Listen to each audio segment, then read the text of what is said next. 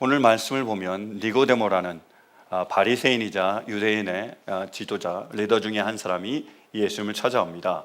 그래서 예수님께 이렇게 말씀하지요. 보실까요? 2절이요. 이 사람이 밤에 예수께 와서 말하였다. 랍비님, 우리는 선생님이 하나님께로부터 오신 분임을 압니다. 하나님께서 함께 하지 않으시면 선생님께서 행하시는 그런 표징들을 아무도 행할 수 없습니다 라고 말해요. 그래서 이 니고데모는 뭔가를 받습니다. 그래서 예수가 하나님으로부터 온 사람임을 보여주는 어떤 표징을 받습니다. 그럼 니고데모는 과연 무엇을 본 걸까요? 니고데모는 무엇을 봤길래 저분은 뭔가 다르구나, 저분은 분명히 하늘로부터, 하나님으로부터 내려온 사람이구나를 알았을까요? 사도 요한은 이 요한복음을 기록하면서 예수님이 메시아 그리스도 되심을, 하나님의 아들이시고 하늘로부터 내려오신 분이심을 증거하는 표징으로서, 사인으로서 가나 혼인잔치를 소개하고 있습니다. 앞장 2장에 보면 갈릴리 가나에 큰 혼인잔치가 있었습니다. 예수님의 어머니가 거기 계셨어요. 그 표현으로 보면 거기서 예수님의 어머니도 그 결혼식을 도와준 것 같습니다. 그리고 예수님과 그의 제자들이 초청을 받습니다. 그 잔치에 가게 돼요. 자, 결혼잔치가 있고요. 그리고 풍성한 음식이 있고, 음악이 있고, 춤이 있고, 기쁨과 흥겸이 있습니다. 정말로 행복한 순간이죠. 그런데 그 모든 행복을 깨뜨릴 수 있는 사건이 벌어졌습니다. 뭐냐? 포도주가 떨어진 거예요. 그 당시 잔치에 꽃이라고 하는 포도주가 시들어버리고 만 겁니다. 큰일 난 겁니다. 그런 일이 벌어진 거죠. 10수년 전에 한국에는 제 친구 결혼식이 있었습니다. 제가 참석을 했습니다. 제 여자친구도 잘 아는 친구라서 같이 참석을 했어요. 그 여자친구가 누군지는 여러분도 잘 아실 거예요. 그렇죠? 그래서 결혼식을 다 드리고, 그리고 저희가 친구니까 또 남아서 같이 또 신랑 신부와 사진까지 다 찍었습니다. 모든 걸 다 끝내고 식당에 갔더니 어머나, 음식이 거의 없어요. 다 먹고 거의 안 남아 있는 거예요. 저는 결혼식장 가서 배고파 본 적은 그때가 처음이었습니다. 근데 배고파서 그런지 모르겠지만 굉장히 기분이 안 좋더라고요. 왠지 무시당한 느낌을 들었습니다. 우리를 이 정도밖에 여기지 않나? 이 정도밖에 우리를 대우하지 않나? 정말 이 정도 됐으면 와서 돌아봐야 되는 거 아닌가? 이런 생각이 들었어요. 콧배기도 안 비치는 거예요. 그래서 제가 그 여자친구한테 얘기했습니다. 우리는 이러지 말자. 우리는 아무리 음식이 남는 한이 있더라도 결혼식 때만큼은 음식을 풍성히 하자. 그래도 손님들이 너무 와서 모자랄지도 모르니까 반드시 와서 잘 드시고 계시는지 충분한지를 확인하자라고 얘기를 했습니다. 그렇게 하려고 결혼식 때 노력을 했어요. 아직도 잊히지 않아요. 그 친구의 결혼식이에요. 근데 그런 일이 지금 벌어진 거예요. 결혼식이 펼쳐졌는데, 잔치가 준비됐는데 포도주가 떨어진 겁니다. 그걸 알게 되면 거기에 초청받아온 하객들이 얼마나 실망하겠습니까? 또 무시당했던 저 같은 느낌을 받을 거예요. 우리를 어떻게 보고 이 정도밖에 안 되나? 그리고 그 잔치를 준비했던 그 모든 사람들은 굉장히 수치심을 느꼈을 겁니다. 아마 이 결혼식이 이렇게 끝나면요, 지나가는 사람마다 계속해서 손가락질 했을 거예요. 저 집에 갔더니 포도주가 떨어져서 어떻게 저렇게 준비를 하네, 어떻게 이렇게 무시, 계속 그 얘기가 나왔을 거예요. 저처럼. 그런 일이 벌어진 거예요. 근데 그러한 순간에 거기에 예수님이 계셨습니다. 예수님께서요, 물이 포도주가 되게 하셨어요. 그 포도주를 연회장에게 갖다 주라고 그랬습니다. 연회장에 그 포도주를 탁 마셨어요. 그리고 이렇게 얘기합니다. 2장 10절이요. 축도가 아니고요. 그에게 말하기를 누구든지 먼저 좋은 포도주를 내놓고 손님들이 취한 뒤에 덜 좋은 것을 내놓는데 그대는 이렇게 좋은 포도주를 지금까지 남겨두었구려. 보통 사람들은 좋은 걸 내놓다가 술 취하면 좀 안 좋은 걸 내놓는데, 와, 어떻게 이런 좋은 포도주를 지금까지 가지고 있다가 이제야 내놓습니까? 라고 감탄을 하는 거예요. 뭐죠? 이전 포도주보다 훨씬 좋은 포도주라는 거예요. 우리의 인생도 마찬가지입니다. 우리가 열심히 노력해요. 열심히 먹고 열심히 많은 것들을 해서 큰 잔치를 벌이고 그것을 통해서 우리가 기쁨과 행복을 누리기를 원합니다. 이 정도면 됐지라고 생각하는데 막상 뭔가 허전한 거예요. 뭔가 모자랍니다. 뭔가 부족해요. 이게 아닌 거예요. 그때 어떻게 한다고요? 예수님께서 우리 삶에 역사하셔서 이전보다 좋은 새 생명을 허락하십니다. 우리가 진정으로 바랐던 그 행복과 기쁨을 우리에게 허락하시고 누리게 하신다라는 거예요. 니고데모가 이런 삶을 원했습니다. 보세요. 니고데모는 바리새인이었어요. 바리새인은 율법을 아주 잘 알고 율법대로만 살려는 사람입니다. 그리고 유대인의 지도자였습니다. 70명밖에 안 되는 뽑히고 뽑힌 유대인 리더 중에 한 사람이에요. 산헤드린 공의원 중에 한 사람입니다. 이 사람은 율법을 지킴으로, 인간의 노력으로, 인간의 수고로 열심히 인간의 방법으로 해서 뭐예요? 그러한 진정한 행복과 기쁨을 얻기를 원하는 거예요. 그래서 내가 이런 자리에 오르면, 아니면 이것을 내가 하면 그것을 얻을 수 있겠지라고 생각을 했습니다. 거기에 모든 걸 올인한 거예요. 그런데 모자란 겁니다. 허전한 거예요. 다 된 것 같은데, 다 이런 것 같은데 허전해요. 모자라요. 진정한 행복, 진정한 기쁨, 그리고 더 나아가서 영원한 기쁨과 행복이 자기가 정말로 원해지는 겁니다. 그래서요, 예수님께 나온 거예요. 그리고 이렇게 다시 한번 예수님께 묻잖아요. 보실까요? 자, 이 사람이 밤에 예수께 와서 말하였다. 랍비님, 우리는 선생님이 하나님께로부터 오신 분임을 압니다. 하나님께서 함께 하지 않으시면 선생님께서 행하신 그런 표징들을 아무도 행할 수 없습니다. 이렇게 얘기하는 거예요. 원래 이 사람이 묻고 싶은 것은 이 질문이 아니었습니다. 굉장히 대화술에 강한 거죠. 인간관계를 잘하는 겁니다. 여러분, 뭔가 얻기를 원하면 가자마자 바로 물어보면 안 되잖아요. 먼저 어떻게 해야 되죠? 기분 좋게 해야 되잖아요. 그래서 남편에게 뭔가를 부탁할 때, 그리고 아내에게 뭔가를 부탁할 때 반드시 뭐 먼저 해야 되죠? 올려줘야 되잖아. 당신 너무 오늘 뭐 얼굴이 좋은 것 같다든지 예쁜 것 같다든지 올려놓고 나서 부탁을 해야지 들어주죠. 그래서 올려주기 시작하는 거예요. 근데 예수는 바로 직접적으로 대답을 해주십니다. 보실까요? 3절이요. 예수께서 그에게 말씀하셨다. 내가 진정으로 너에게 말한다. 누구든지 다시 나지 않으면 하나님 나라를 볼 수 없다. 아멘. 네가 정말 원하는 게 하나님 나라 들어가는 거지. 네가 정말로 원하는 게 진정한 행복과 기쁨을 얻기를 원하는 거지. 자, 대답을 해줄게. 어떻게 들어가냐고? 어떻게 들어간다고요? 누구든지 다시 태어나지 않으면 하나님 나라를 볼 수 없다. 경험할 수 없다. 오이다라고 쓰고 있습니다. 어떻게 해야 하나님 나라에 들어갈 수 있다고요? 다시 나야 된다는 거예요. 니고데모가 이해가 안 됩니다. 아니, 어떻게 사람이 다시 납니까? 라고 물어보니까 또 설명을 해 주십니다. 5절이요. 예수께서 대답하셨다. 내가 진정으로 너에게 말한다. 누구든지 물과 성령으로 나지 아니하면 하나님 나라에 들어갈 수 없다. 어떻게 다시 나냐고? 물과 성령으로 나면 돼. 이렇게 얘기하신 거예요. 물 세례와 성령 세례를 의미합니다. 물 세례는 뭐냐? 물 속에 들어가서 우리가 완전히 죽는 걸 의미합니다. 우리의 생각과 감정과 원함과 우리 자신이 완전히 죽는 거예요. 다시 나오면 뭐예요? 성령을 받고 성령을 따라 새롭게 살아가는 삶을 의미하는 거예요. 그게 예수님께서 보여주신 모델이죠.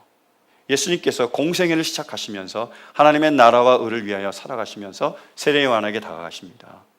세례요한에게 세례를 받으시죠. 먼저 어떻게 하시죠? 물속에 들어가죠. 밥티죠. 죽는 거죠. 그리고 나오시니까 어떻게 됩니까? 성령이 비둘기같이 임해요. 하늘에서 소리가 납니다. 이는 내 사랑하는 아들이요 기뻐하는 자다. 하나님의 나라와 의를 위해서 살아가지요. 그리고 진정한 하나님의 평강과 기쁨을 사람들에게 나눠주십니다. 그런 삶을 살아가는 거예요. 이게 거듭나고 이것이 새 생명이라는 거예요. 그래도 이해가 안 됩니다. 우리하고 비슷하죠? 또 설명을 해주십니다. 비유를 바람으로 들어주세요. 8절이요. 바람은 불고 싶은 대로 분다. 너는 그 소리는 듣지만 어디에서 와서 어디로 가는지는 모른다. 성령으로 태어난 사람은 다 이와 같다. 이렇게 말씀하신 겁니다. 성령으로 태어난 사람은 바람과 같다. 실은요, 원어로도 같은 단어입니다. 성령도 푸뉴마고 그리고 바람도 푸뉴마예요. 근데 왜 성령을 푸뉴마라고 우리가 얘기를 하느냐, 하나님께서 얘기하시느냐? 첫 번째, 바람에는 파워가 있습니다. 얼마나 놀라운 그 능력과 힘과 파워를 가지고 있어요. 성경에 바람의 역사가 나타나는데 바람이 불면 어떻게 되냐? 홍해가 갈라집니다. 바람이 불면요, 산이 무너집니다. 바람이 불면요, 바위가 깨지고 날아갑니다. 인간이 할 수 없는 놀라운 하나님의 능력이 나타나는 거예요. 그래서 바람은 보지 않는 하나님의 능력입니다. 성령의 사람은 어떻죠? 성령님께서 하시기에 사람이 감히 할 수 없는 그 놀라운 일들을 감당할 수 있게 됩니다. 성령은 파워입니다. 힘이에요. 두나미스. 그래서 사도행전 1장 8절도 말씀하십니다. 오직 성령이 너에게 임하시면 너희가 뭐요? 권능을 받고 두나미스, 파워를 받는다고 말씀하시는 거예요. 성령의 사람은 파워풀한 사람입니다. 또 하나, 바람은요, 방향성을 가지고 있어요. 바람은 어디서 분다고요? 어디서 불어서 어디로 가는지 사람이 모릅니다. Who knows? 누가 알아요? 모릅니다. 근데 뭐요? Only God knows. 하나님은 아시죠. 하나님은요, 바람이 어디서 불어서 오며 어디로 불어가는지를 알고 계십니다. 자, 바람은 어디서 불어올까요? 하나님께서 원하시는 곳에서요. 어디로 불어갈까요? 하나님이 원하시는 곳으로요. 성령의 사람은 세상 사람들이 이해가 안 됩니다. 세상의 사람들의 생각과 판단과 계획과는 다르거든요. 이렇게 할 것 같은데 그렇게 하지 않아요. 그들은 뭘 따르는 거죠? 오직 하나님의 뜻에 따라서 불러오고요. 하나님이 가라는 곳으로 갑니다. 세상 사람들은 이해가 안 돼요. 이것이 바로 성령의 사람이라는 거예요. 분당 우리 교회라는 한국에 있는 교회에서 있었던 일입니다. 그 교회에 어떤 형제분이 오셨어요. 남자분이요. 몇 주 교회에 오시더니 등록을 했습니다. 등록을 해서 간증을 했어요. 자기가 어떻게 이 교회에 나오게 됐는지를. 원래 이분은 예수를 믿지 않는 분이셨대요. 가족 전체가 예수님과는 담을 쌓은 집안이었습니다. 근데 자기가 어떤 여자를 만났는데 사랑에 빠졌고 결혼하게 됐습니다. 근데 이 여자분이 너무너무 예수님을 신실하게 믿는 분이에요. 처음에 이 사람을 며느리로 데려오니까 가족에서 구박을 많이 했대요. 여러분, 믿지 않는 가정에 믿는 사람이 들어가면 구박을 많이 받습니다. 그렇잖아요. 교회 가야 하기도 하고 또 헌금 내야 되기도 하고 이렇게 한다 그러면 어떤 집안이 좋아하겠어요. 막 구박을 했어요. 구박을 많이 받았습니다. 근데 그러던 중에 시어머니가 중풍으로 쓰러졌습니다. 아무것도 못해요. 그러자 이 며느리가 열심히 그 시어머니를 섬기기 시작하는 거예요. 정성을 다해서. 그래서 등에 등창이 나면 손으로 짜드리고, 손으로도 못 자면 입으로 빨아서라도 열심히 수발을 하고 돌보기 시작하는 겁니다. 그러다가 열심히 하는 중에 돌아가셨어요. 이제 끝난 줄 알았더니 이번에는 시아버지가 치매에 걸려요. 이상한 말도 하시고 이상한 행동도 하시고. 근데 또 정성껏 그 시아버지를 섬겨드리는 거예요. 그래서 저는 잘 모르겠지만 치매에 걸리면 계속 치매에 걸리지 않고 가끔씩 정신이 돌아올 때가 있대요. 그럼 이 시아버지도 가끔씩 정신이 돌아오면 꼭 얘기하는 게 며느리를 불러다가 너무너무 고맙다는 거예요. 정말 고맙다. 어떻게 그럴 수 있느냐. 네 같은 며느리가 어디 있을까. 네 시어머니를 그렇게 잘 섬겨줘서 고마웠는데 나까지 이렇게 섬겨주다니, 나까지 돌봐주다니 너무너무 고맙다. 고맙다는 말 계속 하는 거예요. 이 남편이 그 여자를 바라보는데, 자기 아내를 바라보는데 자기도 이해가 안 됐대요. 요즘이 어떤 세상입니까? 편한 거? 편한 거잖아요. 좋은 거? 좋은 거잖아요. 얼마든지 남을라라고 자기 삶을 살 수 있습니다. 자기가 돈을 엄청나게 벌어다 줬느냐? 그것도 아니에요. 모자라서 지방 출장도 많이 다니고 많은 일들을 했습니다. 이해가 안 되는 거예요. 어떻게 저럴 수 있을까? 왜 저럴까?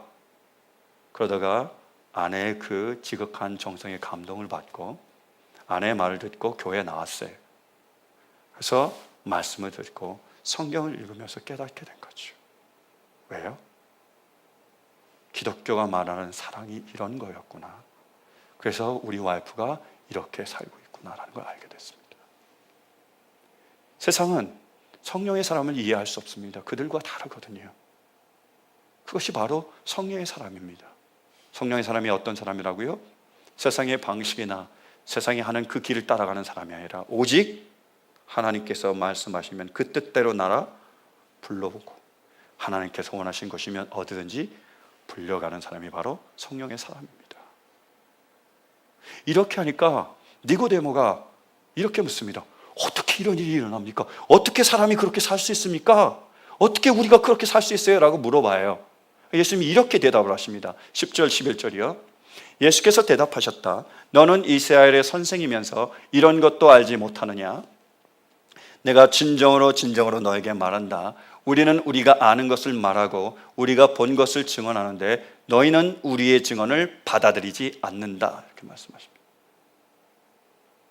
네가 듣지 않아서가 아니라, 네가 알지 못해서가 아니라 네가 이 증언을 받지 않는다라고 말씀하신 거예요. 이미 성경은 기록이 되어 있습니다. 이미 예언이 되어 있다는 거예요. 근데 니고데모가 받지 않아서, 그래서 경험하지 못한다고 얘기하는 겁니다. 보실까요? 정말 그런지요?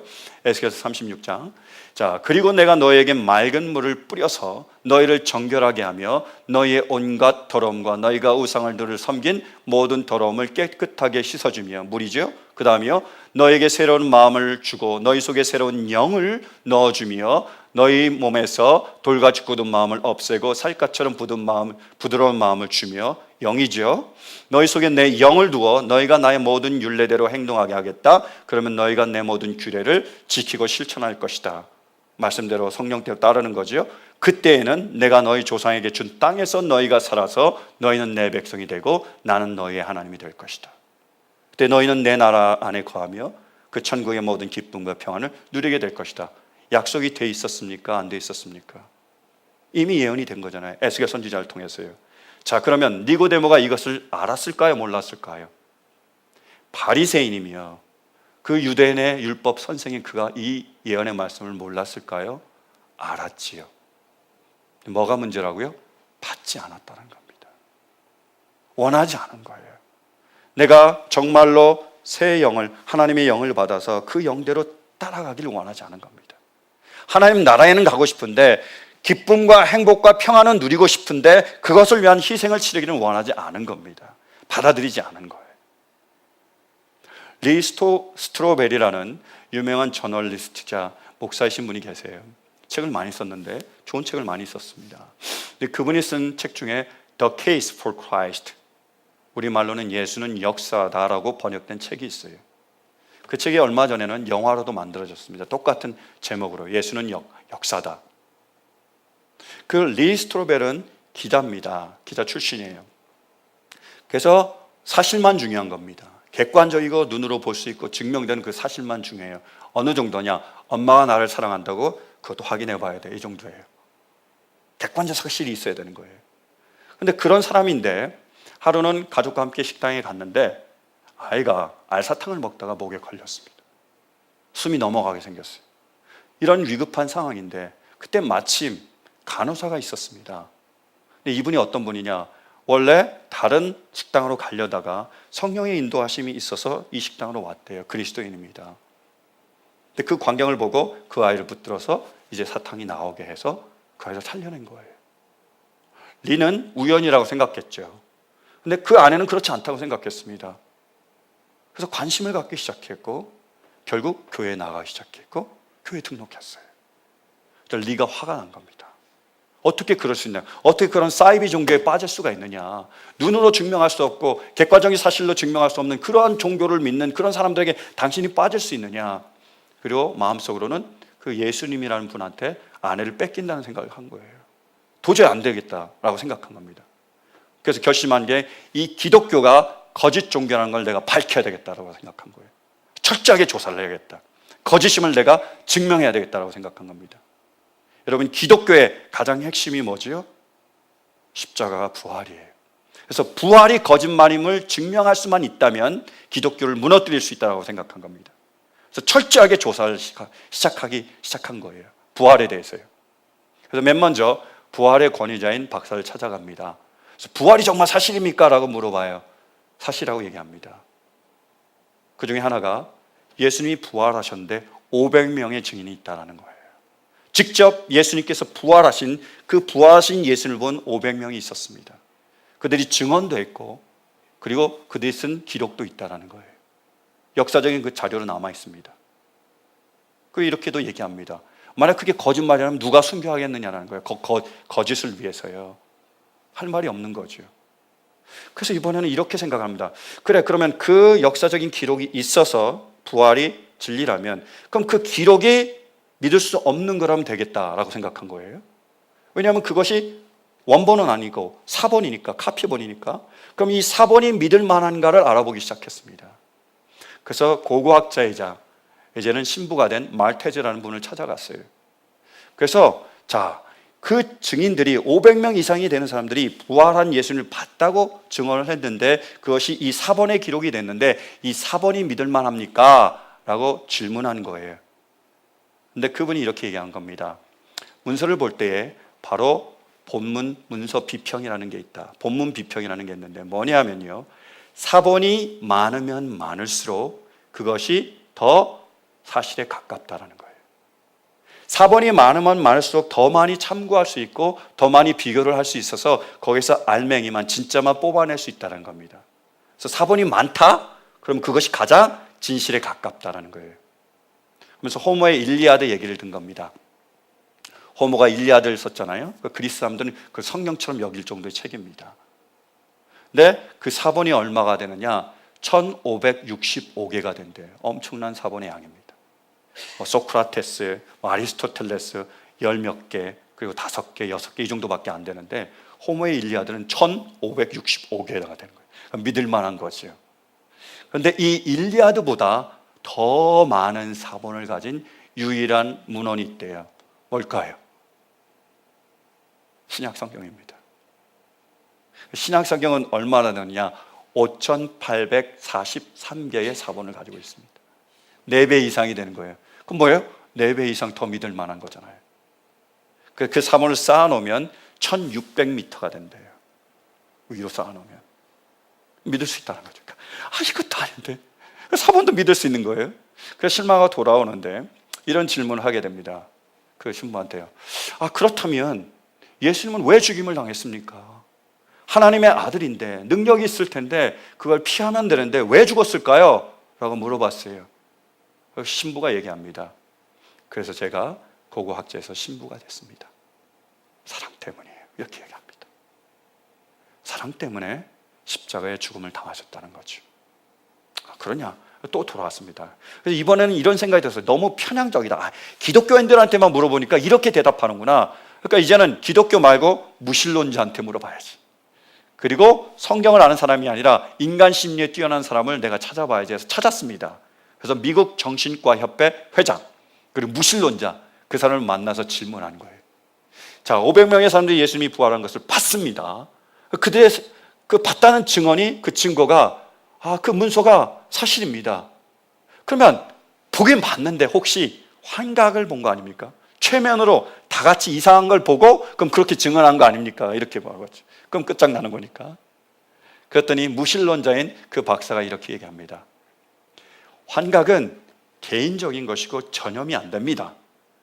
근데 만약에 500명이 똑같은 환각을 봤다면, 똑같은 것을 꿈을 봤다면 그것은 부활보다 더한 기적입니다. 이렇게 얘기한 거예요. 무신론자가요. 그럴 수는 없다라는 거예요. 본 게 맞는 거죠. 이것도 아니고 여기도 안 되고 저기도 안 되고 돌아가려는데 그 무신론자인 그 박사가 이렇게 묻습니다. 혹시 아버지와의 관계가 어떻습니까? 물어봐요. 아버지와 너무 거리가 멀고 그리고 너무 냉랭하고 그리고 지지를 못 받거나 사랑을 못 받는다고 여기는 거 아닙니까? 라고 물어봤더니 리가 다 이야기 된다고 얘기해요. 굉장히 사이가 안 좋거든요. 그 아버지하고. 아버지로부터 버림받았다고 생각하고 자신을 사랑하지 않는다고 여기고 있었거든요. 굉장히 사이가 안 좋았습니다. 그렇게 얘기를 했어요. 그랬더니 이 무신론자인 박사가 얘기합니다. 유명한 무신론자들이 비슷합니다. 흉, 니체, 사르트르, 프로이드 이 모든 사람들이 당신과 비슷해요. 이들의 아버지는 일찍 죽었거나 이들을 버렸거나 폭력적이거나 충분한 사랑을 주지 못한 사람들입니다. 그래서 그들이 갖고 있는 상처를 학문적인 용어로는 father wounded라고 얘기합니다. 아버지로 인한 상처를 가진 사람들이라는 의미죠. 무슨 말일까요? 이들이 아버지를 뭐죠? 싫어하는 거죠.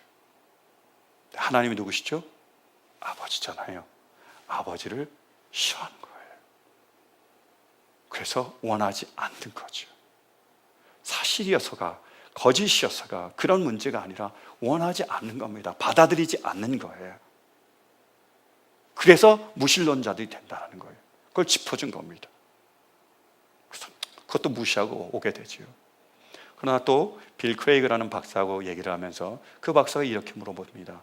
정말 리, 당신은 사실을 알고 싶은 겁니까? 아니면 당신이 어떤 가정을 다 정해놓고 거기에다가 그 모든 것들 끼워 넣으려고 하는 겁니까? 이렇게 얘기를 해요. 언제가 되면 충분한 증거가 되겠습니까? 이렇게 물어봐요. When can enough evidence be enough evidence? 얼마나 더 많은 증거가 있어야 당신이 이 진리를 받아들이겠냐는 거예요. 문제가 뭐였죠? 사실이냐 아니냐가 아니라 원하지 않는 거예요. 받지 않는 겁니다. 아무리 얘기해도 거부하는 거예요. 이게 문제라는 거예요. 근데요, 저는 이런 질문을 해봅니다. 우리는 어떨까요? 여러분, 우리는 지금 하나님의 말씀을 접하고 있습니다. 이 말씀이 진리로 믿습니까? 그럼 이 말씀 우리가 정말로 진리로 받아들이고 있습니까? 그런가요? 한번 보실까요? 예수님께서 하신 말씀 14절 15절. 모세가 광야에서 뱀을 든 것 같이 인자도 들려야 한다. 그것은 그를 믿는 사람마다 영생을 얻게 하려는 것이다. 아멘. 뱀처럼 들리면 우리가 영생을 얻고 하나님 나라에 들어간다고 말씀하신 거예요. 직접 보여주셨습니다. 예수님께서 십자가에 달리셨습니다. 못이 박히셨어요. 죽으셨습니다. 뭘 의미하죠? 예수님의 모든 생각과 감정과 원한과 그 모든 것을 다 기브업 포기하셨습니다. 내어주신 거예요. 죽었습니다. 그랬더니 끝이 아니죠. 어떤 일이 벌어지죠? 하나님께서 예수님을 다시 살리셔서 새로운 생명을 주셔서 하나님 나라에 가게 하시고 하나님 보좌 우편에 앉게 하시고 하나님 나라에 들어가서 뭐요? 천국의 기쁨과 평안과 행복을 누리게 하셨습니다. 아멘. 믿으십니까? 뭘 보여주는 거죠? 우리도 이 말씀대로 주님이 말씀이 있기에 주님을 따라서 우리의 생각과 감정과 원함과 우리의 모든 것들을 십자가에 못 박으면, 우리가 죽으면, 우리 자신을 부인하면 뭐라고요?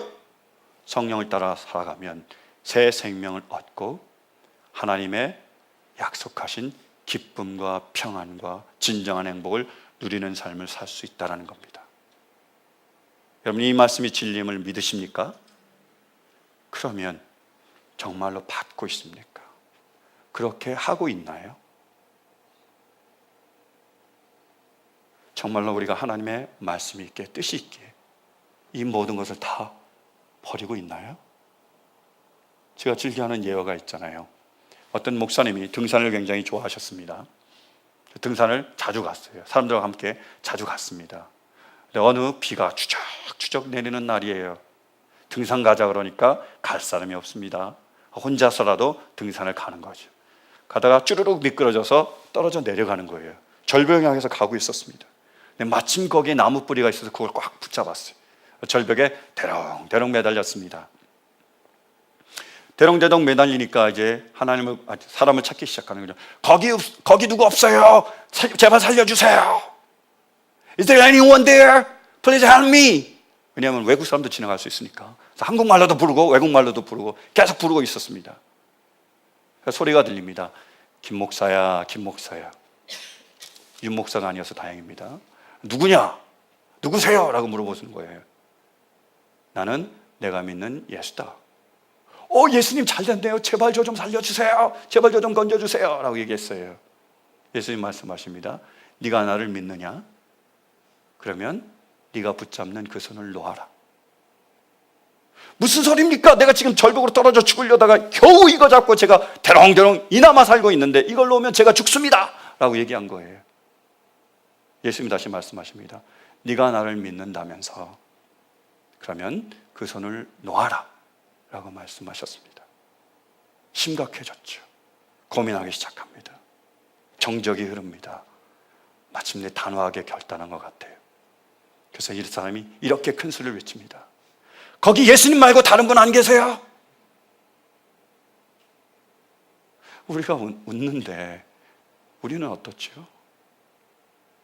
정말로 우리가 예수님을 위하여, 그분의 뜻을 위하여 우리의 생각과 감정과 원함과 우리의 것을 내려놓고 그 뜻이라면 어디든 찾아가고 그 뜻이라면 정말 우리가 무엇이든지 할 수 있습니까? 어때요? 정말 받고 있는 건가요? 어렵습니다. 그래서요, 우리에게 필요한 것이 있어요. 우리는 주님의 말씀을 믿을 뿐만이 아니라 주님의 사랑을 믿어야 됩니다. 이 말씀이 진림을 믿을 뿐만이 아니라 정말로 예수님께서 우리를 사랑하신다는 것을 우리가 믿어야 합니다. 그래야 되는 거예요. 리가 그렇게 철저한 치밀한 조사를 하고 있을 때 리의 아내는 교회에 다녔잖아요. 열심히 봉사하고 세례까지도 받게 됩니다. 그래서 느끼는 게 뭐냐면 점점 리하고 멀어지는 거예요. 원하지 않는 삶입니다. 말다툼이 시작하고 그 다음에 리가 막 폭력까지도 휘둘기 시작하고, 아니 예수님을 잘 믿는데 더 잘 돼야 되는데 더 좋아져야 되는데 더 안 좋아지는 거예요. 너무 마음이 아픈 겁니다. 어떻게 해요? 기도하기 시작하는 겁니다. 그래서 에스겔서 36장 26절 말씀을 붙잡고 기도하는 거예요. 주님, 굳은 마음 제거해 주세요. 새 마음 주세요. 새 영을 부어주세요. 하나님 백성 되게 해주세요. 예수님 믿게 해주세요. 계속 기도하는 거예요. 남편을 위해서요. 그러다가 리 스토벨의 아버지가 돌아가세요. 아무리 미워해도 장례식은 가야 되잖아요. 아들인데 참석을 합니다. 장례를 다 마치고 아버지 서재로 갔습니다. 그래서 유품들을 하나하나 살펴보고 있는데 파일 하나가 있었어요. 열어보니까 온통 자기에 관한 기사들을 스크랩하는 겁니다. 자기가 시카고 트리뷴지 기사가 된 것부터 상 받은 것, 칼럼 쓴 것, 기사 쓴 것, 그 모든 것들이 거기에 다 모아져 있는 거예요. 그의 아버지가 그를 사랑하지 않은 게 아니지요. 그를 버린 게 아니었어요. 무뚝뚝했지만 표현은 못했지만 진정으로 아들을 사랑하고 아들을 자랑스럽게 여겼던 겁니다. 그제서야 알게 된 거예요. 아, 아버지가 나를 사랑했었구나. 내가 몰랐구나. 그러면서 다시 그 인터뷰 가운데 했던 말이 떠옵니다. 예수님께서 왜 십자가의 죽음을 당했죠? 사랑했기 때문이죠. 이러한 사건들과 그리고 2년간의 치밀한 조사를 통해서 결국 손을 듭니다. 하나님, 당신이 이겼습니다. 내가 이제 믿겠습니다. 이렇게 얘기한 거예요. 그래서 아내를 찾아갑니다. 그리고 아내에게 이렇게 얘기를 해요. 여보, 나는 당신을 기독교에서 구원하려고 했어. 기독교가 전부 틀렸다는 걸 밝혀내려고 했지만 할 수 없었어. 당신의 믿음의 증거는 상상보다도 훨씬 강력했어. 하지만 그저 증거 때문만은 아니고 당신 때문에 믿게 됐어. 결코 포기하지 않고 날 계속 사랑해준 당신. 내 생각에 그래서 하나님도 날 포기하지 않으신 것 같아. 그렇게 하고 바닥에 무릎을 꿇고 아내와 함께 예수님을 구주로 영접하는 영접 기도를 드립니다. 진리, 그것도 중요하지만 뭐요? 사랑이에요. 받아들인 거예요. 그토록 원하시던 그 예수님의 사랑을 받아들인 겁니다. 예수님께서 문을 두드리실 때 마음을 열고 영접하는 거죠. 저도 동일한 경험을 했습니다. 제 간증을 여러 번 나눈 적이 있지만 저는 모태신앙입니다. 어머니 뱃속에서부터 교회를 끌려 나갔습니다. 그래서 고등학교 때까지 계속 그렇게 다녔어요. 근데 고등학교 때 이런 생각이 들더라고요. 아, 내가 모태신앙인데 교회에 다닌 게 얼마나 되는데, 몇 년이나 되는데 성경을 적어도 처음부터 끝까지는 읽어봐야 되는 거 아닌가라는 기특한 생각을 했습니다. 그래서 읽기 시작했죠. 창세기, 출애굽기, 거기까지는 좀 괜찮았어요. 레기, 민수기, 그러면서 많은 장애물들이 있었지만 잘 넘었습니다. 어찌어찌해서 요한복음까지 왔어요. 요한복음 말씀을 읽는데 주님의 사랑이 제 마음을 뚫고 들어왔습니다. 이전에도 저는 알았어요. 예수님께서 모든 사람을 사랑하시고 모든 사람을 위해서 십자가에 달려 돌아가셨다는 거예요. 근데 그때 제가 처음 알았습니다. 예수님께서 나를 사랑하시고 나를 위하여 십자가를 지셨다는 거예요. 예수님께서 그토록 고통당하시며 십자가에 달려 돌아가신 이유가 바로 나를 사랑하셨기 때문이라는 것을 제가 알게 됐습니다. 그 사랑이 저에게 오니까 제 모든 것을 무너뜨리더라고요. 저를 완전히 바꿔놨습니다.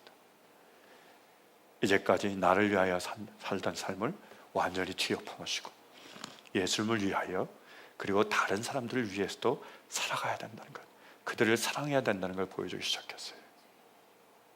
그 사랑이 저를 목회의 길로 이끌게 하셨고 그 사랑이 지금도 저를 십자가로 이끌고 가고 계십니다.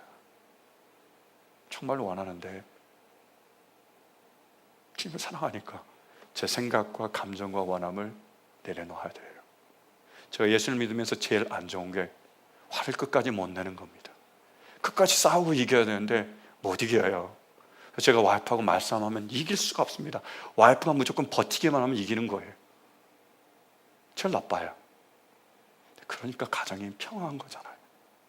제가 제 성격대로만 살았으면 얼마나 많이 싸우고 얼마나 아이들이 불안했겠어요. 여러분, 정말로 예수님께서 우리를 위하여 십자가에 달려 죽으셨음을 믿으십니까? 그분이 십자가에 달려 죽으실 때까지 우리를 사랑하셨음을 믿으십니까? 믿으십니까? 자, 믿으신다면 제가 다시 여쭤볼게요. 예수님이 왜 십자가에 달리셨죠?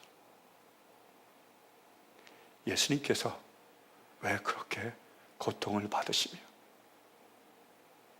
그 십자가를 지셔야만 했을까요? 왜요? 왜요? 바로 여러분 한 사람 한 사람을 사랑하기 때문입니다. 사랑 때문에. 여러분, 얼마나 충분한 증거가 있어야 충분합니까? 다 예수님께서 많은 걸 해주시고 다 우리가 원하는 걸 다 해주셔야 그제서 비로소 예수님께서 우리를 사랑하신다는 것을 우리가 믿을 수 있습니까? 아니면 예수님께서 십자가에 달려 죽으신 걸, 그 고통을 받으시면서 십자가에 달려 죽으신 걸, 그것만으로도 예수님께서 우리를 사랑하신다는 이 사랑을 우리가 믿을 수 있습니까? 저는 이것만으로도 충분할 수 있게 되길 간절히 소원합니다. 그래서 예수님의 말씀을 믿을 뿐만이 아니라 그분의 사랑을 믿을 수 있는 은혜가 있었으길 간절히 축원해요. 우리가 그분의 사랑을 믿을 때에 비로소 우리는 그분을 사랑할 수 있습니다. 우리가 그분을 사랑할 때에 우리도 십자가를 질 수 있습니다. 그리고 십자가를 칠 때에 비로소 새 생명의 역사가 시작이 됩니다. 주님이 약속하신 진정한 천국의 기쁨과 평안과 행복이 우리 자신과 가정과 직장과 교회 위에 임하게 될 줄로 믿습니다.